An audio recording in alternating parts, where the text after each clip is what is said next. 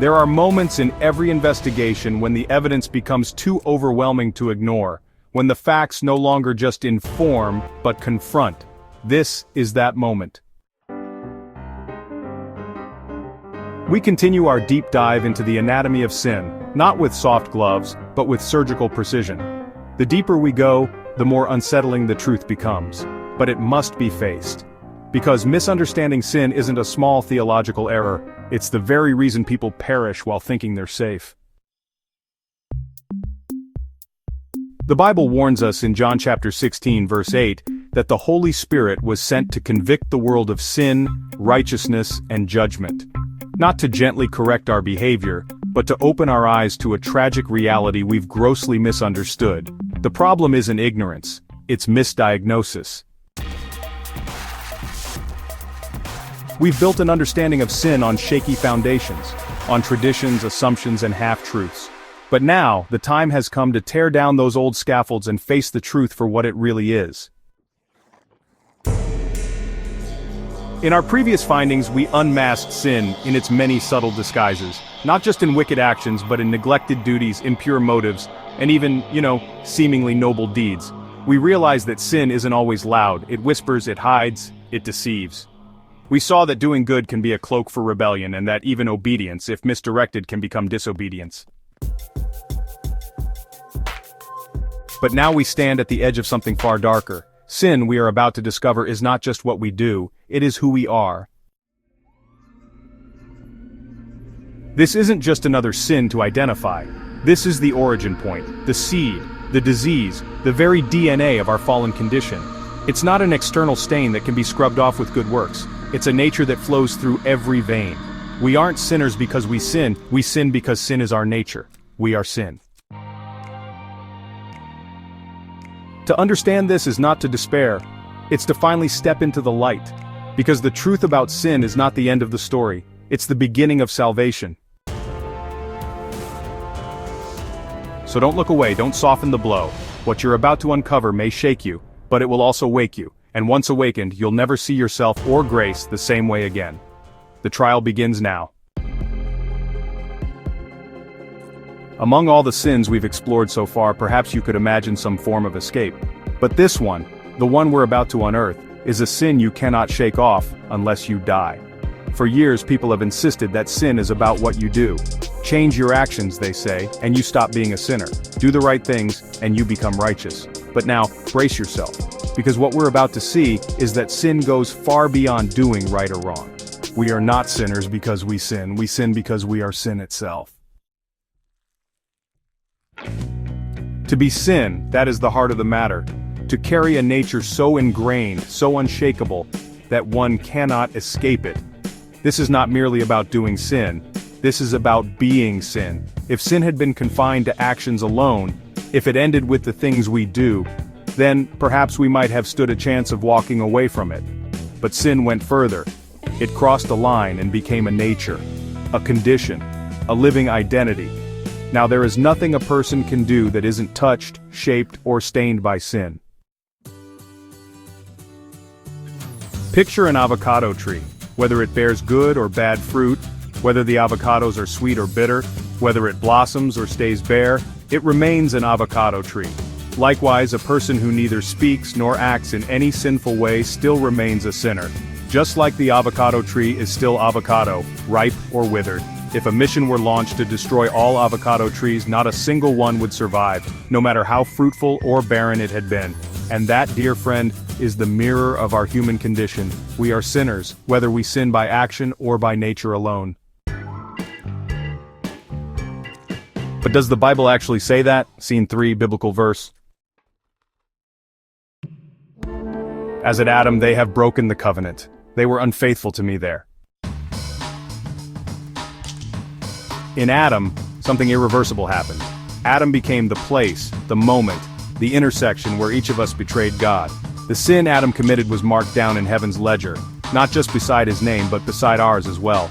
As his descendants, we inherited the aftermath as revealed in previous episodes. Just as a child inherits all that their parents possess, Adam handed down to us the very nature he gained after falling into sin. If he had begun to reproduce while still perfect, then we would have been born perfect. But since he began his lineage in a fallen state, we had no escape from the infection he carried. The only kind of person who is not sin by nature is the one who is not born from Adam, and such a person does not exist on this earth. Jeremiah chapter 13 verse 23. Can an Ethiopian change his skin or a leopard its spots? Neither can you do good, who are accustomed to doing evil. If God were to gaze upon us through the lens of our nature, he would see creatures incapable of change. If he were to assess us by our actions, he would witness a people utterly unable to do good. In past sessions we uncovered a profound truth. What God calls good is solely what he commands, regardless of how it looks in the eyes of man. God is not confined by the moral categories of right and wrong as defined by what is forbidden to humanity. The tree that was forbidden to Adam was not forbidden to God. Therefore, God may command you to do something that appears evil or good, if it serves the divine mission of redemption.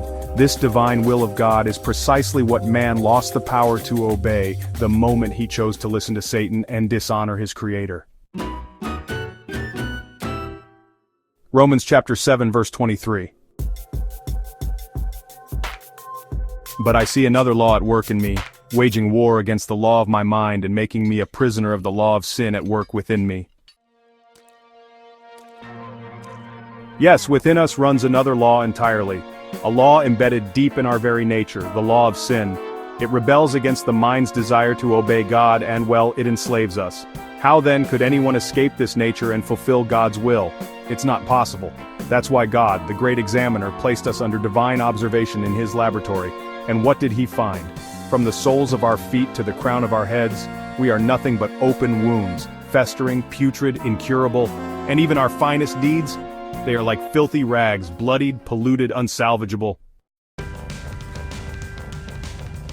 The good we do, though not evil in itself, is contaminated at the root. The Bible declares that even the best among us is worse than a hedge of thorns. Such a hideous condition can only be seen through the microscope of God. As for us, mere mortals, we assess each other with human eyes and convince ourselves that some are good and others bad. But when God looks down, he sees only one thing, one single corrupted man, one being incapable of doing good. To God, goodness is not measured by acts but by the presence of his will.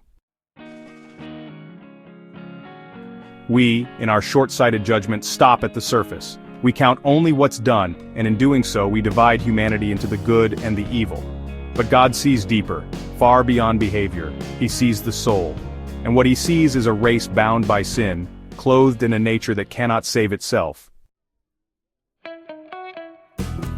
To truly grasp the meaning of sin, we must start by seeing ourselves as God sees us. That shift in vision when we look through heaven's lens unlocks everything. Suddenly righteousness begins to make sense. Judgment finds its clarity. Because as John chapter 16 verse 8 makes clear, we've misunderstood all three. If a person doesn't understand sin, they cannot understand righteousness. If they can't understand righteousness, they won't grasp judgment.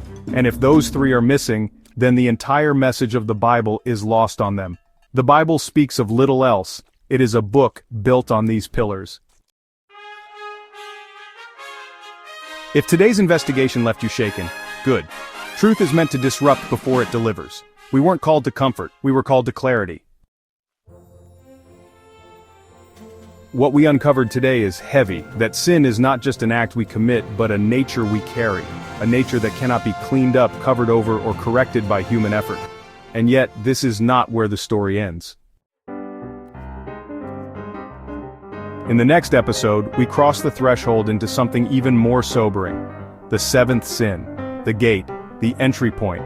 The sin so serious that Jesus himself called it unpardonable. If there's ever been a time to lean in, it's now. If this episode helped shift your understanding, if it stirred something deep, don't keep it to yourself. Share it. Let others see what's been hidden for too long. And while you're here, do yourself a favor, hit that subscribe button, not for us, for you. It's the simplest way to make sure you don't miss what's coming next. Because what's ahead could redefine everything you thought you knew. Not just about sin, but about salvation. Until next time, stay alert, stay searching, and above all, let the truth do what it was always meant to do, set you free.